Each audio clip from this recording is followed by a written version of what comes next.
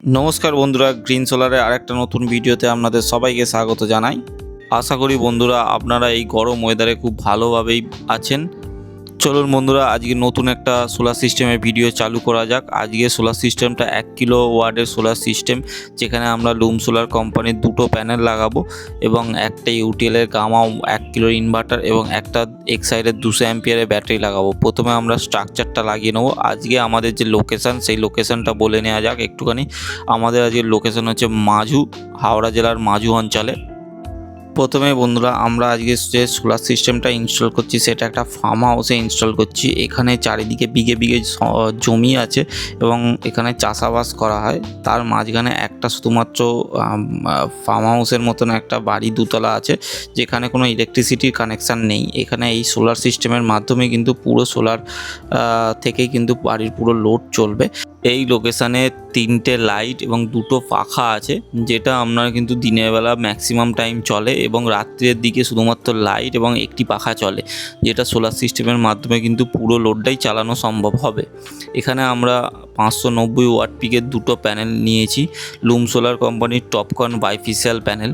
আর এখানে আমরা যে স্ট্যান্ডটা ইউজ করি সেটা লো রাইজ স্ট্যান্ড। এখানে আমরা 2টো প্যানেল পাশাপাশি বসিয়ে নিয়েছি, দেখতেই পাচ্ছেন বন্ধুরা।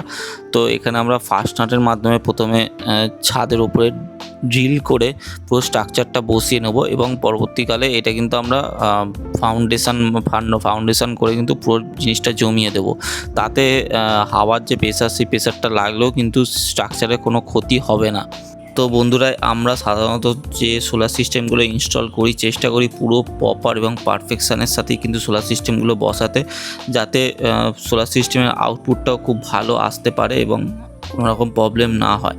আর এখানে কস্টিংয়ের ব্যাপারটা একটু বলে নিই। সোলার সিস্টেমটা বসাতে আমাদের যে টোটাল কস্টিং লেগেছে ওই মোটামুটি 70,000 থেকে 75,000। 1 কিলো সোলার সিস্টেম বসাতে স্বাভাবিকত এই রকমই খরচা আসে, 70 থেকে 75,000 টাকার মতো। এটা কিন্তু অফগ্রিড সোলার সিস্টেম। যারা অফগ্রিড সোলার সিস্টেম 1 কিলো বসাতে চাইছেন তাদের ক্ষেত্রে কিন্তু এই সোলার সিস্টেমটা খেয়াল রাখতে হবে যে 70 থেকে 75,000 টাকার মতন খরচা হবে, তবেই কিন্তু আপনারা নামবেন এই সেটআপের ক্ষেত্রে। আর যারা বাড়িতে সোলার সিস্টেম নিজে ইনস্টল করতে চান তাদের ক্ষেত্রে আমাদের ওপরের মোবাইল নাম্বারটা দেওয়া রইল 8775763008, এবং কেউ যদি আমাদের অফিসে এসে ডাইরেক্ট আমাদের সাথে যোগাযোগ করতে চান তাদের ক্ষেত্রে আমাদের অফিস অ্যাড্রেসটাও দেওয়া রইল 57 বাস স্ট্যান্ড, ডোমজুর, হাওড়া। তো যেসব বন্ধুরা আমাদের দিয়ে ডাইরেক্ট সোলার সিস্টেম ইনস্টল করতে চান তাদের জন্য বলে রাখি, আমরা কিন্তু সমস্ত রকমেরই কাজ করে থাকি।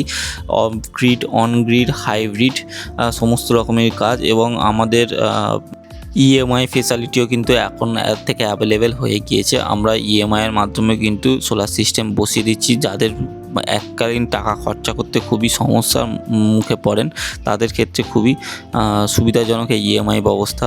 দেখতে পাচ্ছেন বন্ধুরা, আমাদের কিন্তু ম্যাক্সিমাম কাজ হয়েই গিয়েছে এবং আমাদের যে স্ট্রাকচার, সেই স্ট্রাকচারটা প্রপারভাবে ইনস্টল হয়ে গেছে। আমরা এবার ফার্স্ট নাটের মাধ্যমে ছাদের ওপরে কিন্তু স্ট্রাকচারটা ভালোভাবে এঁটে দেবো এবং পরে এটাতে আমরা ফাউন্ডেশন করে নেবো। এবার আমরা প্যানেলের নাটগুলো প্রপারভাবে এঁটে নেবো। আমরা এখানে এসএসের নাট বোল্ট ইউজ করেছি, কারণ যেহেতু এই ওয়েদার মানে স্ট্রাকচারটা চিরকালই ওয়েদারে সম্মুখীন হবে, সেই ক্ষেত্রে কিন্তু আমাদের এসএসের নাট বোল্ট ইউজ করাটা খুব বেশি ইম্পর্টেন্ট, কারণ জং ধরে গেলে খুবই সমস্যার মুখে পড়বেন কাস্টমাররা। তো ফাইনালি আমাদের সোলার সিস্টেম দুটো পাশাপাশি বসানো হয়ে গিয়েছে। দেখতে পাচ্ছেন এখানে 590 ওয়াটের লুম সোলার কোম্পানির দুটো প্যানেল বসানো আছে এবং তার যে তার আমরা এখানে কিন্তু কানেকশানটা যেটা করেছি সেটা কিন্তু আমরা বলে রাখি, এটা আমরা প্যারালালি কানেকশান করেছি। 13-13-26 অ্যাম্পিয়ার কিন্তু নিচে নামাবো এবং ভোল্টেজ হবে আপনার 44 থেকে 48 মতো। এবার এই যে কানেকশানটা হওয়ার পর আমরা কিন্তু তারগুলোও কিন্তু পাইপের ভেতর দিয়ে নিয়ে গেছি। আমরা কিন্তু আউটসাইডে ওপেন রাখিনি, কারণ এইটা যেহেতু ওয়েদারের আন্ডারেই থাকবে সব সময়। তো সেই ক্ষেত্রে মানে জল, বৃষ্টি, ধূপ, রোদ সমস্ত কিছু লাগবে, সেই ক্ষেত্রে কিন্তু আমরা তারটাও প্রোটেক্ট করার চেষ্টা করেছি এবং পাইপের ভেতর দিয়ে কিন্তু নিয়ে যাওয়ার চেষ্টা করেছি। এবার আমরা কানেকশানগুলো কমপ্লিট করে নিয়েছি।